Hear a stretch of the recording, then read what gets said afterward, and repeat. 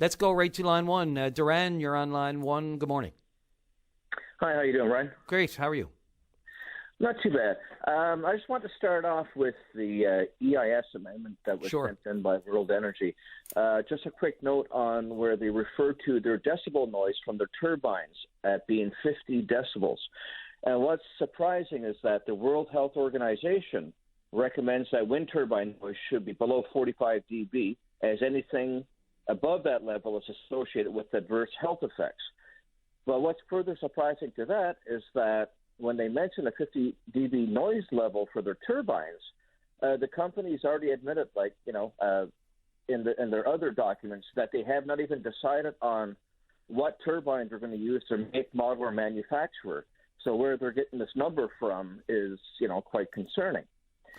And when we get onto the issue of wind energy in itself and why there's such a push for it, in my opinion, and based on the research that I've done, it all comes down to money, especially the incentives that these companies get, along with the carbon credits.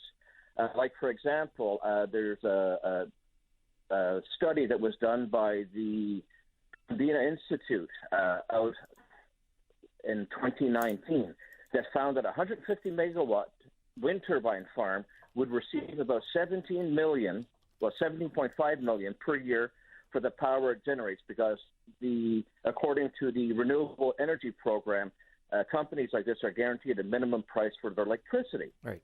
Now, out of that $17.5 million per year for the power it would generate, it gets $9.8 million per year in carbon credits. Okay. Right. And granted, those numbers have gone up significantly since 2019. So you have 4 projects in Newfoundland that are going. And the federal government has given $128 million to World Energy. If you look at the one in Nova Scotia, it was about the same price. And so if that's the standard they're setting, well, then they're obviously going to have to fork out money for the other projects. Otherwise, there will be, cries of foul from, the other companies. And so you're going to be looking at initial investment from the government to encourage investors to invest in all these projects. So there's 5 separate projects.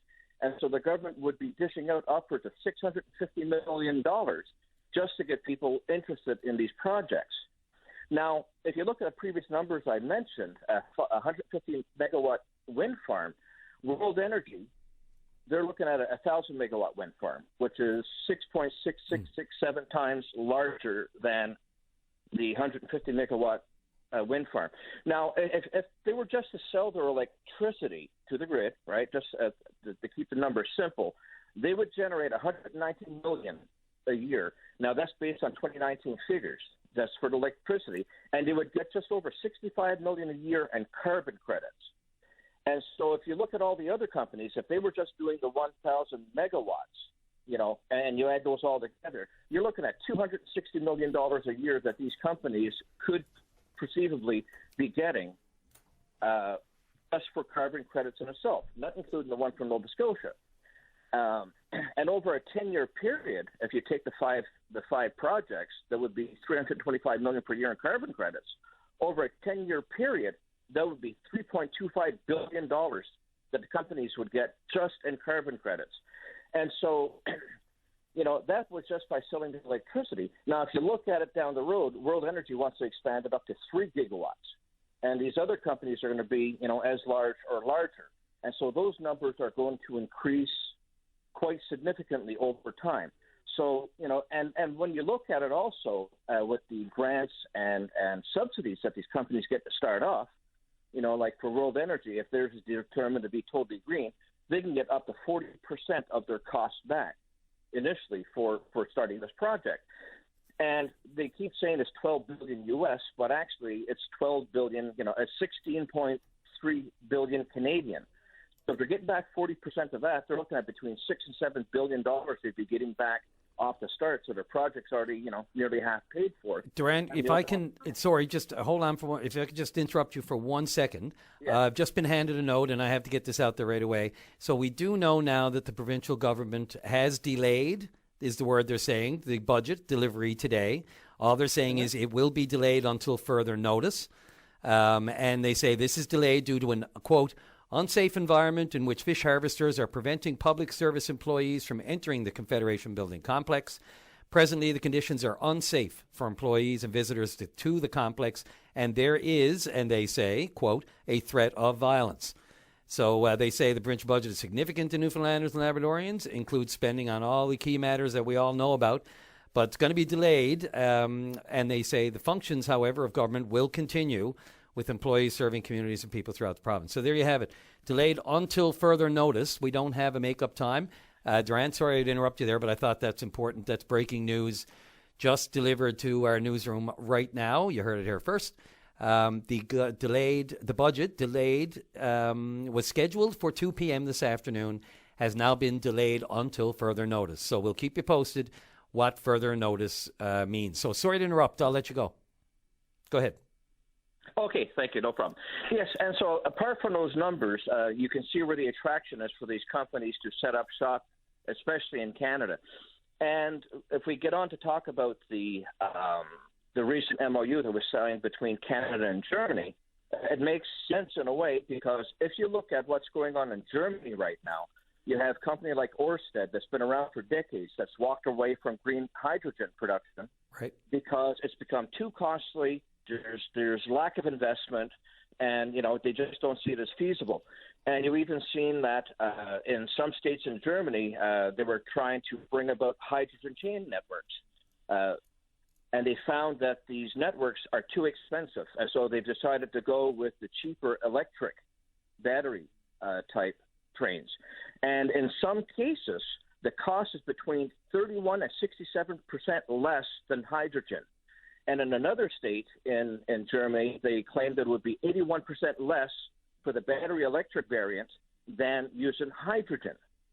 And then, you're looking also that Germany's dream of building a hydrogen-fired power plants is pretty well toast because of costs, right, and budgetary demands that they cut and they start cutting back on the cost of stuff, and they're also facing an uphill battle for their climate action plan for 2024, to where nearly 13 billion euros will be deducted from the Special Climate Transformation Fund up until 2027, where spending will be down by 45 billion euros, which is about 66 billion Canadian.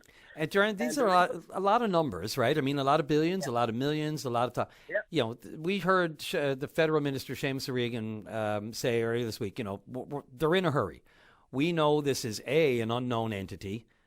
Green wind to green hydrogen has not been done. Not been proven, so the costs and the estimates are still wildly fluctuating. And as you said, governments such as Germany and other countries that are trying to get out ahead of this race are finding, pitfalls, or they're finding obstacles as they go, as you said, as they discover more about this technology, which is still an unknown entity. So, I mean, some of this is to be expected. And then, people will jump on the fact that, they've always said there'd be no public money that would go into this. And lo and behold, just there in late February, $128 million federal development loan given to World Energy GH2. So all of these little things sort of percolate underneath the surface and get people's backs up. Anyone who already had an issue or skepticism about this and where it's going and the effects on the environment are only emboldened, really. Yes. Yeah, and that's one of the larger issues, right? But what's surprising, though, is when you have companies such as Ørsted and Vattenfall, companies that have been around for decades, that have, looking at it and realizing that it's too expensive to do, and you have a virgin company that's coming out of the woodworks for a project that's never been done before, claiming they can do it. And that's the really concerning part when it comes, to a lot of this. And when you look at the countries with the most ambitious green hydrogen plans, China comes out as being number one, and out of a list of 15, Canada comes out as number 11. And so, I just don't think anything's good to hurry. Anything that's rushed or hurried, and even when a minister says it, it just doesn't sound right. And, it may be, it's just too many carts before the horse, for my liking. That's only my personal view. But, I mean, when you look at all of the things that are trying to happen in order, including environmental assessments before signing agreements before environmental assessments and the green lights are even turned on, it's enough to make people worry and skeptical, and government shouldn't be surprised that the pushback is to the extent that it is. Yes, and I totally agree with that. And when you consider, like, for the area of Port-au-Port in itself, it's only 160 square miles roughly of landmass with a small isthmus that joins us to Newfoundland. And now they're looking at putting 155 turbines on there within a kilometer of the homes. Now, other studies out there have shown that wildlife will move anywhere from 5 to 7 kilometers away from turbine placements in order, in order